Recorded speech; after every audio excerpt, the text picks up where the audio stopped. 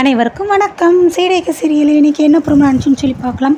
ரவி, ஸ்ருதி இவங்க 2 பேருக்கும் first anniversary, அதை நல்லபடியாக செலிப்ரேட் பண்ணணும் அப்படிங்கிறதுக்காக வீட்டில் இருக்க எல்லார் பேருமே போட்டு இன்விடேஷன்லாம் ரெடி பண்ணியிருக்காங்க. ரெடி பண்ணி அவங்க அப்பா அம்மா கிட்ட எல்லாருக்குமே கொடுக்குறாங்க. ஸோ எல்லாருமே கண்டிப்பாக வரணும் அப்படின்னு சொல்கிறாங்க. ஓகேடா, கண்டிப்பாக நம்ம வந்துடுவோம் அப்படிங்கிறாங்க.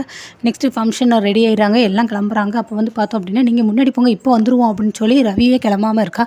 என்னடா நீ, நான் ஃபங்க்ஷனுக்கு வரேன், நானே ஒரு பிஸ்னஸ்மேன், நானே ரெடியாகி கோட் ஷர்ட்லாம் போட்டு ரெடி ஆகிட்டே, நீ என்ன கிளம்பாமல் இருக்க அப்படிங்கிறாங்க. இவன் வேறு ஒருத்தன் அப்படின்ட்டு மனோஜ் வந்து முத்து சொல்கிறாங்க. எப்போ பார்த்தாலும் தொழில் தன்னைத்தானே சொல்லிக்கிட்டே இருக்கான், இருடா அப்படின்ட்டு, நீ முன்னாடி போடா அப்படிங்கிறாங்க. அடுத்து அவரும் கிளம்பிடுறாரு, ரோஹிணி கிளம்பிடுறாங்க. அதுக்கடுத்து வந்து உள்ள ரூம்குள்ளார வந்து ரவி போகிறாரு. அதை பார்த்துட்டு முத்து, மீனா 2 பேரும் உள்ளே போயிட்டு, என்னாச்சு ரவி, என்ன ஸ்ருதி எங்கே அப்படிங்கிறாங்க. இல்லை இப்போ வந்துருவா, டப்பிங் போயிருக்கா, இப்போ வந்துருவா அப்படிங்கிறாங்க. மூஞ்சை பார்த்தாலே தெரியுது, பல குரலுக்கும் உனக்கு ஏதோ பிரச்சனை, என்னடாச்சு சொல்லுடா அப்படிங்கிறாங்க. அதெல்லாம் இல்லையடா, அதெல்லாம் ஒன்றும் இல்லைடா அப்படிங்கிறாங்க. முத்து வந்து திருப்பி கேட்குறாரு, மூஞ்சை பார்த்தாலே தெரியுது, எதுக்கடா ஒரு மாதிரி திகச்சு போய் இருக்கிற, என்னடா பிரச்சனை உனக்கு, அவங்களுக்கு சண்டையா அப்படிங்கிறாங்க.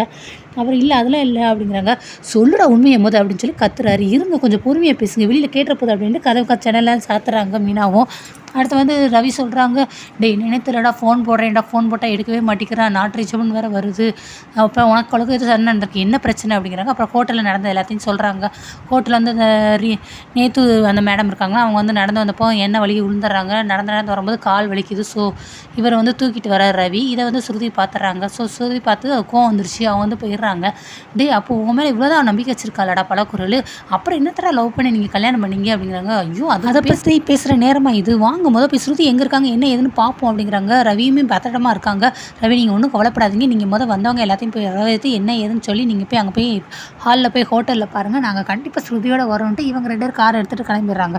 அடுத்து இவங்க ஃபஸ்ட்டு போகிறாங்க ஸ்ருதியோட டப்பிங் ஸ்டுடியோக்கு. ஒரு ஸ்டுடியோவில் போய் பார்த்தா ஸ்ருதி இல்லையே, வரவே இல்லையே இன்னைக்கு அப்படிங்கிறாங்க. சரின்ட்டு இன்னொரு ஸ்டுடியோ போகும்னு சொல்லி இன்னொரு ஸ்டுடியோக்கு கிளம்பிட்டு இருக்காங்க. அதுக்கடுத்து இங்கே வந்து ஹோட்டலில் காட்டுறாங்க. எல்லோரும் ஓவராலாக நுழைஞ்சிக்கிட்டே இருக்காங்க. அப்போ வந்து ஃபஸ்ட் எடுத்த உடனே விஜயாவும் அவங்க அப்பாவும் விஜயாவும் அவங்க ஹஸ்பண்டும் இருக்காங்க. ரவி வந்துட்டு, என்னடா நீ இப்போ தான் வர்ற, நாங்கள் அப்போ தான் வந்துட்டோம், நீங்கள் தானே ஃபங்க்ஷனுக்கு முதல்ல நிற்கணும், எங்கடா ஸ்ருதி அப்படிங்கிறாங்க. நம்ம டப்பிங் போயிருக்காமா, இப்போ வந்துருவாமான்னு. என்னடா என்ன கேட்டாலும் டப்பிங் போயிருக்காங்கிற, அப்படி என்னடா அவளுக்கு வர நாங்கள் சொல்கிற எதையுமே கேட்கவே மாட்டேங்கிற, நீ அவள் இஷ்டத்துக்கு அவளுக்கு ரொம்ப தான் இடம் கொடுக்குற, உன் கண்ட்ரோலில் வச்சுருக்கணும்டா நீ உன் பொண்டாட்டியை அப்படின்னு சொல்லி திட்டிகிட்டு இருக்கும்போதே அவர் வந்துடுறாரு. அவங்க அப்பாவுமே, யார் பொண்டாட்டி வந்து கண்ட்ரோலில் வச்சுருக்கணுங்க நீ சொல்லி கொடுக்குறியாங்கோ, அப்படின்னு பார்த்தா நீ என் கண்ட்ரோல்லே இருக்கன்னு, இப்போ என்ன உங்களை நான் கண்ட்ரோல் மீறியே நான் வந்து சொல்லி எதுவும் கேட்காம ஆடிக்கிட்டு இருக்கேன் நான் அப்படிங்கிறாங்க. ஆமாம், நீ நான் சொல்கிறது எல்லாத்தையுமே கேட்டு தானே இருக்குது அப்படின்ட்டு அவங்க அப்பாவும் பேசிகிட்டு இருக்காங்க. அதுக்கடுத்து இங்கே வந்து பார்த்தோம் அப்படின்னா ஓவராலாக வராங்க ரோஹி. அடுத்து சரி உன் ஃப்ரெண்டு பார்வதி வர, அவளை போய் கூப்பிடுன்னு, வா பிரவதி வா அப்படிங்கிறாங்க. வாழ்த்துக்கள் ரவி அப்படின்னு சொல்கிறாங்க. தேங்க்ஸ் ஆண்டி, நீ எங்கேப்பா ஸ்ருதி அப்படின்னு. ஆண்டி எப்போ வந்துடும் ஆண்டி, நீங்கள் உள்ளே போங்க அப்படிங்கிறாங்க. அதுக்கடுத்து வந்து மனோஜோட ஃப்ரெண்டு அந்த மொட்டை பாஸும் வராரு. வாழ்த்துக்கள் ரவி அப்படிங்கிறாங்க. தேங்க்ஸ் அப்படிங்கிறாங்க. சரி உள்ளே போங்க, எல்லாமே உள்ளே வெயிட் பண்ணுறாங்கன்ட்டு எல்லோரும் அனுப்பிட்டே இருக்காங்க.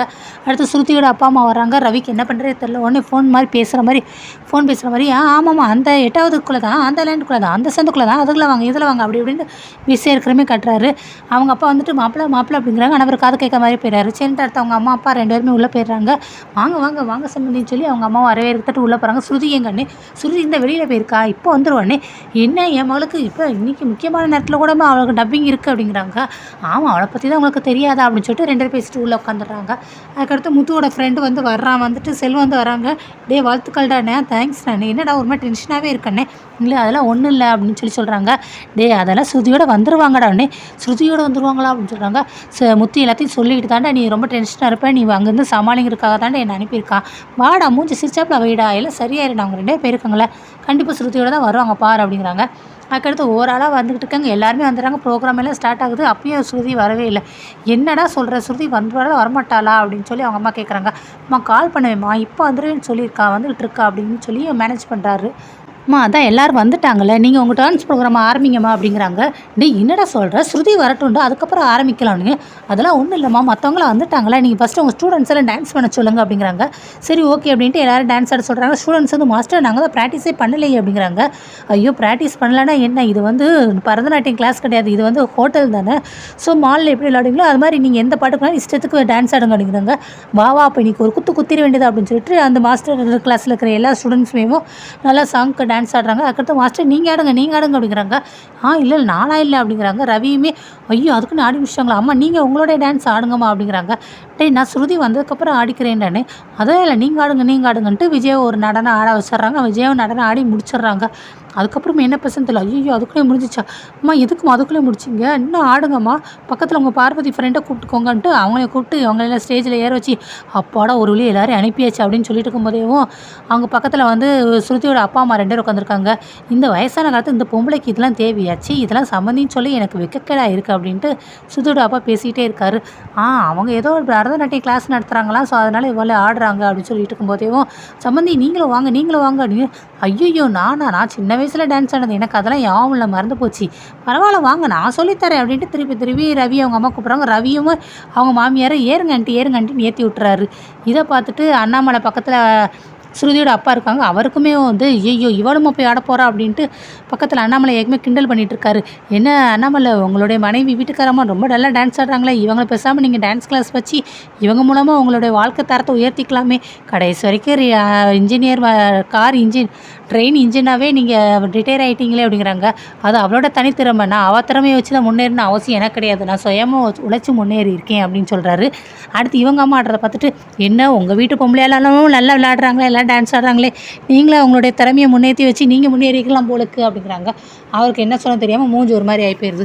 அடுத்து திருப்பி ரவி இங்கே டென்ஷன் ஆகிட்டு திருப்பி மாறி ஃபோன் போடுறாரு. ஆனால் ஸ்ருதி எடுக்கலச்சு, இப்போ எடுக்க மாட்டேங்கிறாளே அப்படின்னு சொல்லி டென்ஷன் ஆகிட்டு முத்துக்கு ஃபோன் போடுறாரு. டேய் நாங்கள் மொதல் டப்பிங் போனோம், அங்கே இல்லைங்கிறாங்க, அடுத்து இப்போ வேற ஒரு டப்பிங்க்கு போய்கிட்டு இருக்கோம் அப்படின்னு சொல்கிறாங்க.